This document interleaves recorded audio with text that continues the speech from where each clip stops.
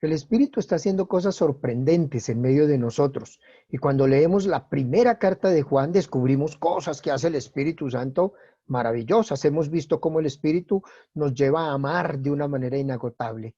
Pues hoy vamos a ver el Espíritu que confiesa a Jesucristo. En la primera carta de Juan, capítulo 4, versículos 1 al 6 y 13.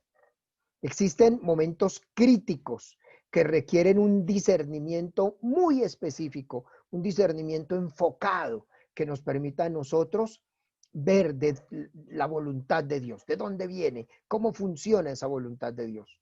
Como le pasó a las comunidades de Juan en el Asia Menor a finales del siglo I, la actual Turquía. Ahí estaba Éfeso y las otras iglesias de corte joánico. Y esta carta de Primera de Juan, que fue escrita a finales del siglo I, por una influencia, hay una influencia en el ambiente de una herejía gnóstica que enseñaba que Jesús es espíritu divino y no encarnado. Por eso Jesús no sufrió en la cruz, decían ellos. Los gnósticos, Jesús no sufrió en la cruz, es más, no comía, aparentemente comía, pero no comía. La ropa crecía con él. Todo eso va a enseñar esta secta gnóstica. El escritor sagrado nos sumerge en un criterio de discernimiento y cómo el Espíritu de Dios nos enseña a discernir cuál es la verdadera doctrina. Pues vamos a leer Primera de Juan, capítulo 4, versículos 1 al 6, y nos saltaremos luego al 13 para ver en dos partes el texto que vamos a trabajar. Dos partes.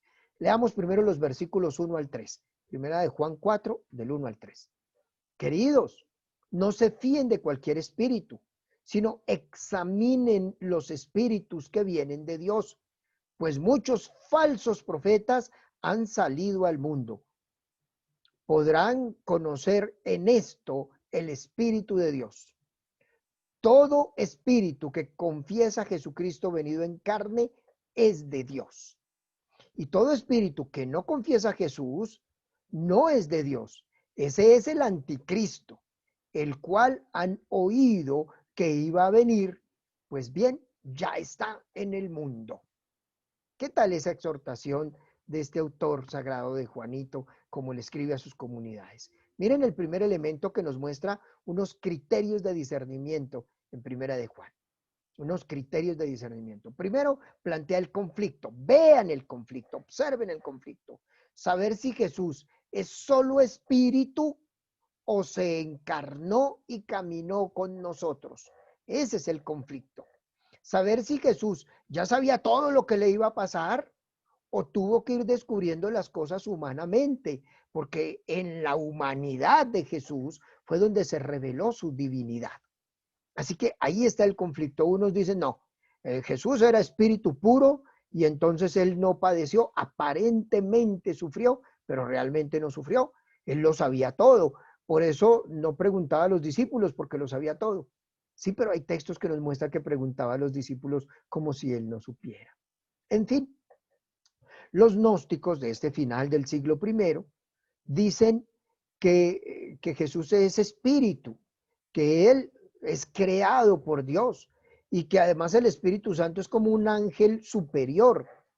Entonces, miren cómo le llama de duro este autor, les llama a estos falsos profetas, espíritus del mundo y anticristo, así los llama, falsos profetas, espíritus del mundo y anticristo, por confesar un Jesucristo raro, no humano, tan divino, que no sintió lo humano. Los cristianos confesamos a Jesús venido en carne.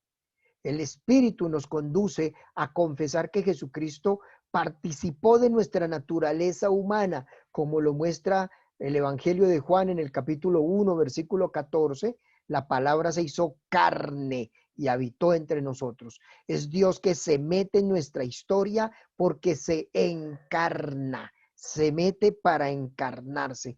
Entonces el Espíritu Santo viene a fortalecer el discernimiento para reconocer a Jesucristo. Sorprende, ¿no? El Espíritu Santo viene a fortalecer ese discernimiento para reconocer a Jesucristo. Y por eso nos dice en un segundo elemento, nos dice que hay que confesar a Jesucristo porque confesar a Jesucristo fortalece la vida integral.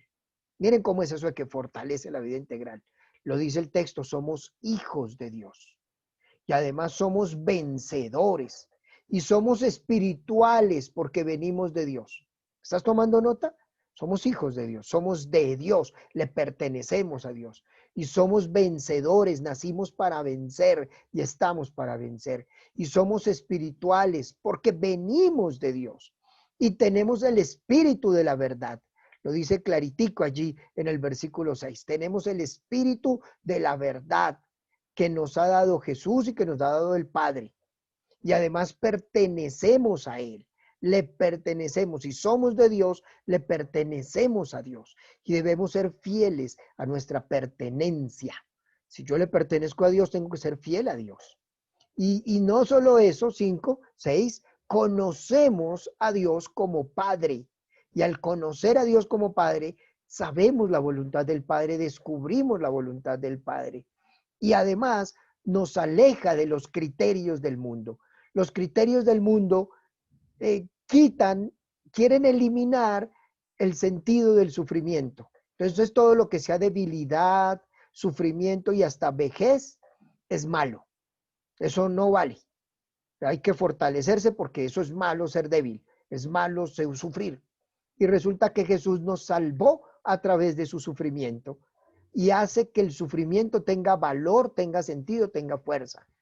Y la muerte no tiene la última palabra, porque como conocemos a Dios Padre, sabemos que después de la vida hay vida y la muerte es solo una puerta por donde todos pasamos. Eso nos aleja entonces de los criterios del mundo. Tenemos los elementos necesarios para crecer y para avanzar hacia metas sobresalientes, sabiendo que el cielo es ilimitado, sin límites. El cielo es sin límites. ¿Hasta dónde quieres llegar tú? Porque tú eres quien vas a poner esas metas.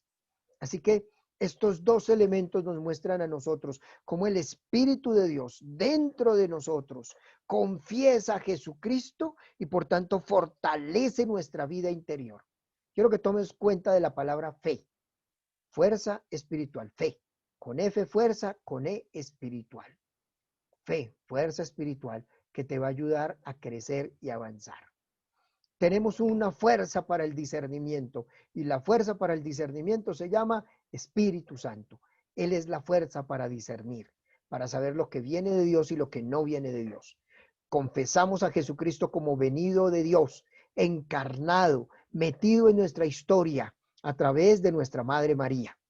Y con ella participamos de esa humanidad de Jesús y en medio de la humanidad de Jesús vemos su divinidad, vemos su sacrificio salvífico y descubrimos que Dios tiene un plan inmenso para nosotros que nos lleva de meta en meta hasta llegar a esa plenitud con Él.